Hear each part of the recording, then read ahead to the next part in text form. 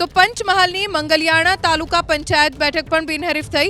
Form ચકાસણી દરમિયાન માત્ર ભાજપનું એક જ ફોર્મ માન્ય રહ્યું। ભાજપના ઉમેદવાર દેવેન્દ્ર પગીનું ફોર્મ જ માન્ય રહ્યું છે, જેથી આ બેઠક બિનહરીફ થઈ છે।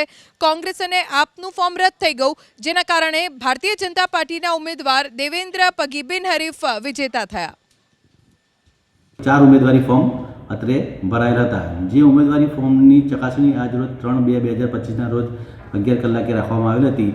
જે ચકાસણી કરતા 3 ફોર્મ અમાન્ય ઠરેલ છે તથા 1 ફોર્મ માન્ય કરેલ છે। જે માન્ય કરેલ છે ફોર્મના ઉમેદવારનું નામ છે પગી દેવેન્દ્ર કુમાર વિજયસિંહ, જે બીજેપીના ઉમેદવાર છે। બોટાદની વાત કરીએ। બોટાદ તાલુકા પંચાયતની તુરખા બેઠક ચૂંટણી પહેલા બિનહરીફ। ભાજપ સામે આમ આદમી પાર્ટીના ઉમેદવારે ફોર્મ પરત ખેંચતા બેઠક બિનહરીફ થઈ છે। આપના ઉમેદવારે ફોર્મ પરત ખેંચી લેતા ભારતીય જનતા પાર્ટીના ઈશ્વર ત્રિવેદી નામના ઉમેદવારનો વિજય થયો। તુરખા બેઠક પર ભગવો લહેરાતા ભાજપના સ્થાનિક કાર્યકર્તાઓમાં ખુશીનો માહોલ જોવા મળી રહ્યો છે। બોટાદ તાલુકા પંચાયતની તુરખા બેઠકમાં ભાજપની સામે આપના ઉમેદવાર હતા, જેમણે ફોર્મ પરત ખેંચી લેતા બેઠક હવે બિનહરીફ થઈ છે।